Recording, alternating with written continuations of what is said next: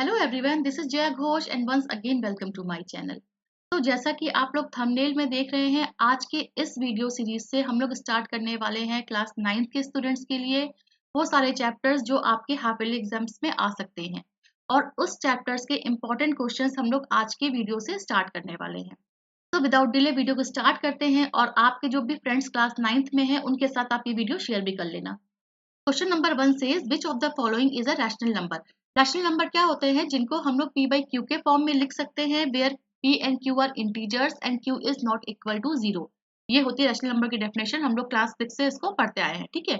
और rational number की definition क्या होती है कि जो अगर रूट के अंदर परफेक्ट स्क्वायर नंबर है तो these all are rational number, ठीक है। ऐसा मत करना कि रूट के अंदर कोई भी नंबर देखा उसको आपने इरेशनल नंबर मान लिया, वो गलत हो जाएगा।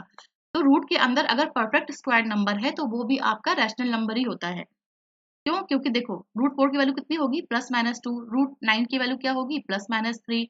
रूट 16 की वैल्यू क्या होगी, +-4, ठीक है। तो these all are rational number. तो अब यहाँ पे क्वेश्चन नंबर 1 में कौन सा रैशनल नंबर है, ये हम लोग को पता है कि root 2, root 3, root 5 are irrational number. तो कौन सा ऑप्शन बचता है, 0। 0 इज एन इरेशनल नंबर, ठीक है। ऑप्शन सी, ऑप्शन सी क्या है, 0। 0 इज अ रैशनल नंबर। तो which of the following is a rational number, 0 is a rational number, okay. Question 2 है 0.6666 इन p बाई q फॉर्म। देखो हम लोग ने क्या पढ़ा है, rational number is non terminating and repeating. यहाँ पे ये देखो कि 0.6666 जो है ये आपका नॉन टर्मिनेटिंग है बट रिपीटिंग है। इट मीन्स कि ये आपका रैशनल नंबर हो गया और रैशनल नंबर को हम लोग p बाई क्यू के फॉर्म में लिख सकते हैं, ठीक है। तो अब देखो इसका p बाई क्यू फॉर्म क्या होगा, कोई भी रैशनल नंबर गिवन हो जो नॉन टर्मिनेटिंग रिपीटिंग के फॉर्म में होता है उसको x के बराबर कर लो, 0.6666, ठीक है। x is equal to 0.6666। इस पूरे इक्वेशन को, इसको हम लोग इक्वेशन 1 मान लेते हैं। इसको एक बार आप लोग 10 से मल्टीप्लाई कर दो। 10 से मल्टीप्लाई क्यों कर रहे हैं पहले ये देखो। इसको फिर हम लोग 10 से मल्टीप्लाई करते हैं 10x। 10x से मल्टीप्लाई क्यों कर रहे हैं, क्योंकि जो रिपीटिंग फैक्टर है ना, रिपीटिंग नंबर है वो सिर्फ 1 है। तो 10x is equal to 6.666, okay. ऐसे क्वेश्चंस में सबसे इंपॉर्टेंट होता है जो डेसिमल के बाद वाले नंबर्स होते हैं ना वो सेम होना जरूरी है। अब देखो इक्वेशन 1 और इक्वेशन 2 में डेसिमल के बाद वाले जो नंबर्स है ना वो सेम है, ठीक है। इक्वेशन 2 माइनस इक्वेशन 1 क्या आएगा, 10x minus x is equal to 6.6666 minus 0.6666, ठीक है। इसको माइनस करोगे क्या आएगा, 9x is equal to 6। x is equal to 6 upon 9 is equal to 2 upon 3. So this is your answer for this question. So option B is correct. Again question number 3 देखते हैं, 4 1/8 in the decimal form is। देखो ये तो आपका mixed fraction है वो दिख रहा है। इसको अगर हम लोग इम्प्रॉपर फ्रैक्शन में लिखेंगे तो क्या लिखेंगे, 8 4 32 प्लस 1 33/8, ये लिख दिया। अब इसको डिवाइड करो, 8 4 32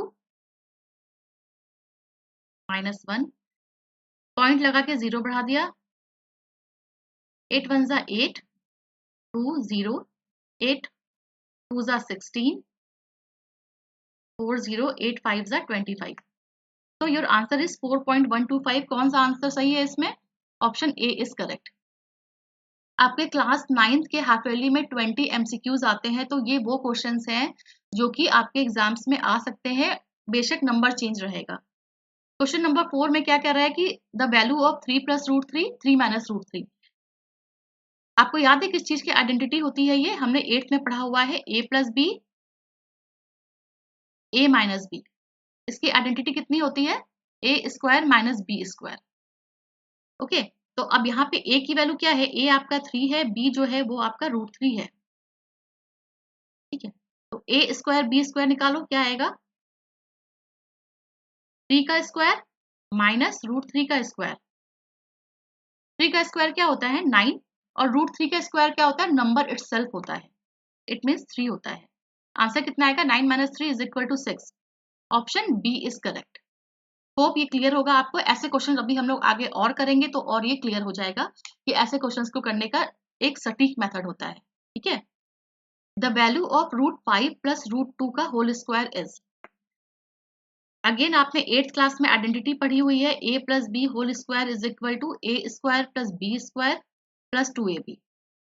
अगर हमें ये दिया है √5 प्लस √2 का होल स्क्वायर, तो क्या होगा? a की वैल्यू क्या है यहाँ पे? √5 है, b की वैल्यू क्या है? √2 है। फॉर्मूला में पुट करो, √5 का स्क्वायर प्लस √2 का square plus 2 into √5 into √2। Okay, √5 का स्क्वायर क्या आएगा? 5 आएगा। √2 का स्क्वायर 2 होता है। अभी हमने ऊपर देखा है कि रूट में अगर कोई भी नंबर होता है तो उसको स्क्वायर करने पर नंबर इटसेल्फ आता है। अगेन क्या आएगा? 2। √5 और √2, √5 और √2 का स्क्वायर क्या होता है? √10। सिर्फ नंबर्स को मल्टीप्लाई कर दो। आंसर कितना आएगा इसका? 7 प्लस 2 √10। कौन सा आंसर सही होगा? Option c is correct. Okay, देखो अभी हम लोग ने बात किया था ना, ऐसे क्वेश्चन हमें फिर से मिलेंगे, a plus B a minus b. सबसे पहले तो ये लिख लो। अब आइडेंटिफाई कर सकते हैं कि a की वैल्यू क्या है? √5 है, b की वैल्यू क्या है? √2 है। ओके, फॉर्मूला क्या होता है a plus B a minus b का? a square minus B square होता है। फाइन, तो देखो क्या करेंगे, a square minus B square is equal to √5 का स्क्वायर माइनस √2 का स्क्वायर। √5 का स्क्वायर क्या आता है? 5 आता है नंबर इटसेल्फ। √2 का स्क्वायर क्या आता है? 2 आता है। आंसर कितना आएगा? 5 minus 2 is equal to 3। Option c is correct. 3 plus √3 2 plus √2। देखो अब यहाँ पे हम लोग कौन सा फॉर्मूला लगाएंगे? यहाँ पे हमें कोई आइडेंटिटी नहीं मिल रही है, समझ पा रहे हो ना? क्योंकि यहाँ पे हमें कोई आइडेंटिटी नहीं मिल रही, इसलिए हम लोग इसको बायनोमियल बाय बायनोमियल मल्टीप्लिकेशन के मेथड से सॉल्व करेंगे। आई होप आपने क्लास 8th में ये पढ़ा हुआ है कि बायनोमियल बाय बायनोमियल को मल्टीप्लाई कैसे करते हैं। देखो यहाँ पे दो ब्रैकेट है, फर्स्ट ब्रैकेट ये रहा, सेकंड ब्रैकेट ये रहा। तो फर्स्ट ब्रैकेट में पहला जो नंबर है वो 3 है, 3 को सेकंड ब्रैकेट से मल्टीप्लाई करवाओ, 2 प्लस √2। अगेन √3, फर्स्ट ब्रैकेट का √3 को सेकंड ब्रैकेट से मल्टीप्लाई करवाओ। ठीक है, 3 2 ज़ा 6 प्लस 3 √2। √3 इंटू 2 क्या होता है? 2 √3 होता है। हम लोग रैशनल नंबर को हमेशा पहले लिखते हैं। √3 इंटू √2 अगेन √6 होता है। ठीक है, अब देखो यहाँ पे कुछ चीज है जो कि लाइक टर्म्स है, जिनको कि हम ऐड कर सकते हैं, तो हमें ऐसी कोई भी चीज यहाँ पे नहीं दिख रही है। इट मीन्स कि आंसर जो होगा वो आपका ये वाला है, ऑप्शन ए इज करेक्ट। ठीक है ना? Simple questions. आपके एक नंबर के क्वेश्चंस में एमसीक्यू में बहुत ही सिंपल क्वेश्चन आते हैं, ऐसे ही क्वेश्चंस आते हैं, तो बहुत ध्यान से करना, तो आप पूरे नंबर ऑब्टेन कर सकते हैं। Again a plus B a minus b का क्वेश्चन है, ये आप लोग मुझे बताओगे कि a की वैल्यू क्या होगी और b की वैल्यू क्या होगी, कमेंट में लिख के बता देना। एक बार करते हैं, a is equal to √11, b is equal to √7।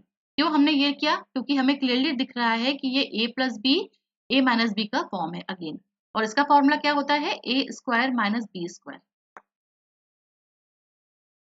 a square minus B square को अगर हम लोग सॉल्व करेंगे तो क्या आएगा? √11 का होल स्क्वायर माइनस √7 का होल स्क्वायर।